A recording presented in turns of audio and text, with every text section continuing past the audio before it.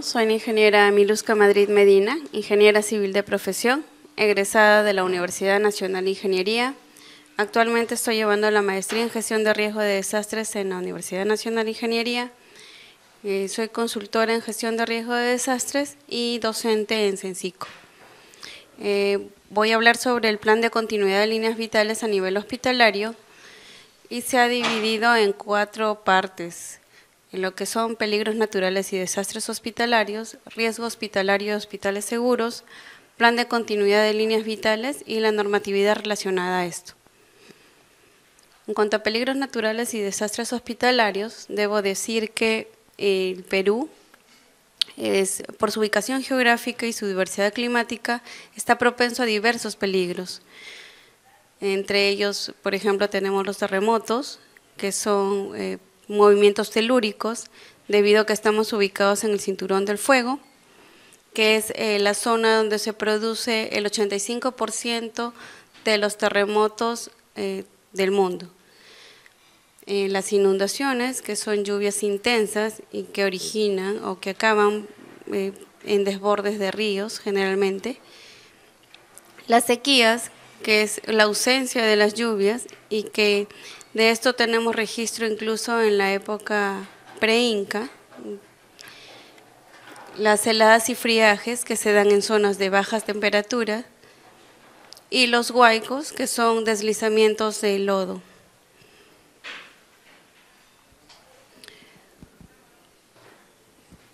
En el Perú, el sistema hospitalario, por ejemplo, en el caso de un terremoto, no solo debe preocuparse de la continuidad de atención, sino que al colapsar las estructuras tienen que ver la forma de que los hospitales sigan atendiendo de forma normal, podría decirse.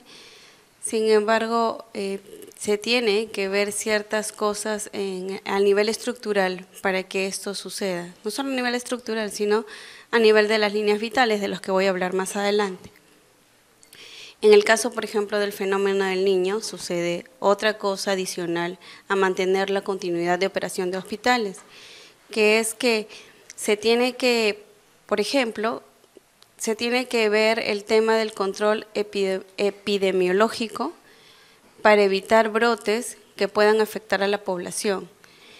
Otro de los casos es asegurar que el agua sea de una calidad adecuada para el consumo de la población afectada. Y lo último, pero no menos importante, es, por ejemplo, el manejo y gestión de residuos sólidos, que se tiene que coordinar con los gobiernos locales. En Latinoamérica, el 70% de la inversión en el sector salud se destina para el sistema hospitalario. Es por eso que en esta presentación se va a ver más el tema de las implicancias de antes, durante y después de la ocurrencia de un evento. En Pisco, por ejemplo, en el 2007 colapsaron la mayor parte de las estructuras de salud y esto obligó a que se ejecutaran los planes de emergencia de manera inmediata. A partir de allí comienza el concepto de hospitales seguros a implementarse en el Ministerio de Salud con el fin de garantizar la operatividad de estos casi al 100% para que la población afectada sea atendida de forma normal. Riesgo hospitalario y hospitales seguros. En el pasado se consideraba que el riesgo era algo inerte, era algo plano, algo estático. Y esto se traducía en la matriz IPER, que es la matriz de identificación de peligros y evaluación de riesgos, que básicamente iba a analizar dos temas importantes, que eran los espacios físicos y el equipamiento que había en esos espacios físicos. Sin embargo,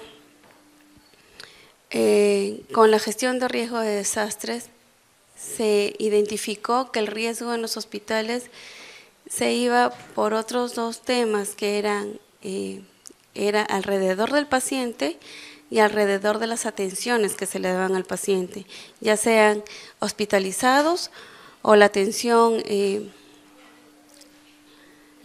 diaria que se le da al paciente cuando tiene una cita. En el caso del riesgo se analiza de acuerdo a cómo opera cada hospital. El riesgo se notó que no era estático, sino que era al contrario, era una cosa dinámica. Entonces, el riesgo, a partir de la gestión de riesgo de desastres, implementa dos conceptos para el tema de hospitales, que es los manejos de crisis, el manejo de crisis y la continuidad operativa. El manejo de crisis no es otra cosa que salir de la etapa crítica para volver al operar de manera normal. Y el manejo de crisis, por ejemplo, se divide en dos partes, ¿no? En los planes y en el entrenamiento. En cuanto a los planes,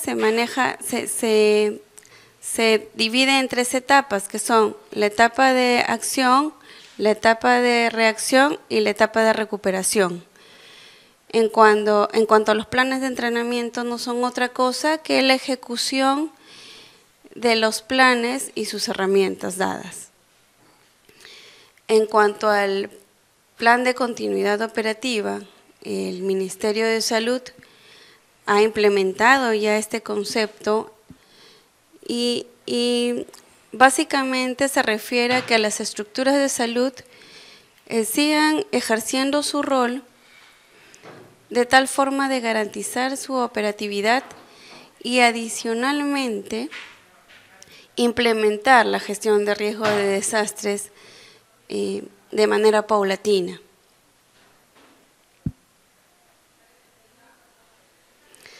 Como plan de continuidad de líneas vitales, debo indicar que las líneas vitales en un hospital se dividen en 4 grandes grupos: en el sistema eléctrico, en el depósito de combustible, aprovisionamiento de agua y sistema de telecomunicaciones. Y de esos 4 grandes sistemas que se tiene que analizar y que se tiene que garantizar que sigan funcionando después de un evento, se tiene que ver tres aspectos importantes de ello: los sistemas existentes, los sistemas alternos y la protección de todos estos sistemas, ¿no? En cuanto al sistema eléctrico, por ejemplo, podría hablar de los tableros eléctricos, de los generadores, de las subestaciones. Hacer todo esto, una inspección o ver de acuerdo a dónde está ubicado el hospital. Por ejemplo, en una zona de inundación no podemos tener el cuarto de tableros eléctricos o el generador eléctrico en los sótanos o en el primer piso. Eso se tiene que prever, ¿no? En cuanto a iluminación, se tiene que verificar la iluminación interna y externa para ver si son funcionales. En cuanto a los pozos tierra, se tiene que verificar mediante los protocolos si están en realidad ejerciendo su funcionamiento o no. En cuanto al sistema de telecomunicaciones, se debe verificar en los hospitales con qué antenas se cuentan y con qué mecanismos o equipos se cuenta para la situación de emergencia, ¿no? Por ejemplo, cuántos megáfonos hay, cuántos se necesitan, en dónde deben estar distribuidos. En el sistema de provisionamiento de agua, es muy importante para un hospital ver cuántas cisternas tenemos, qué capacidad tienen, qué van a alimentar estas cisternas, cuál es el estado actual de las tuberías existentes y cómo se va a garantizar la provisión de agua durante, si nos vemos afectados por un evento de estos.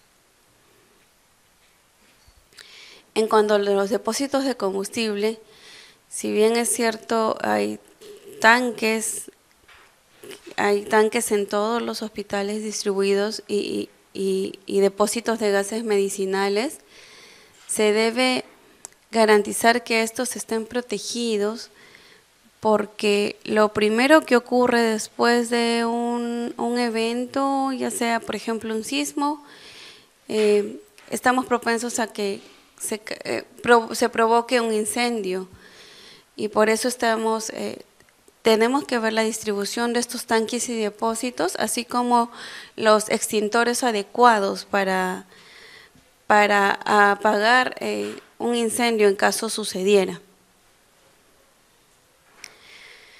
En cuanto a la normatividad, bueno, la ley 29664 es la ley que da el punto de inicio a la gestión de riesgo de desastres en el Perú, y esta ley se da producto del sismo que ocurre en el 2007 en Pisco.